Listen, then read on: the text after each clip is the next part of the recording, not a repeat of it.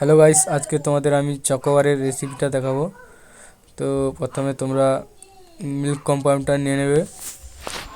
Milk কম্পাউন্ডটাকে ফুটন্ত গরম জলে দিয়ে দিলে, এবারে কিছুক্ষণ জলটা গরম হওয়ার পরে হালকা করে নেড়ে নিলে, মালটা গলে যাওয়ার পরে ভালো করে নাড়বে। নাড়া হয়ে গেলে তোমরা এক বাটি মতো চিনি দিয়ে দিলে, তো চিনিটাকে ভালো করে পাক করবে।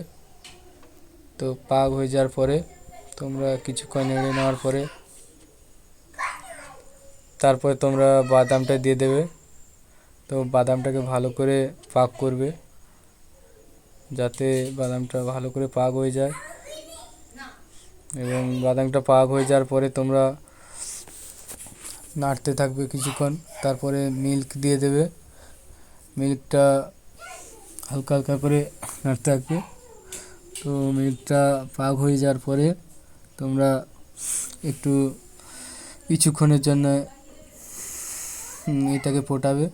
তো ফোটানো হয়ে গেলে নামিয়ে নেবে।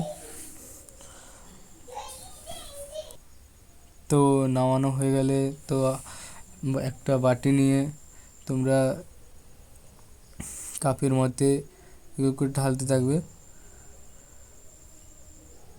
তো দেখতে পাচ্ছ আমরা কাপের মধ্যে ঢেলে দিয়েছি এবং কীরকম হয়েছে দেখতে পাচ্ছ, খুবই সুন্দর হয়েছে। যদি ভালো লাগে একটা লাইক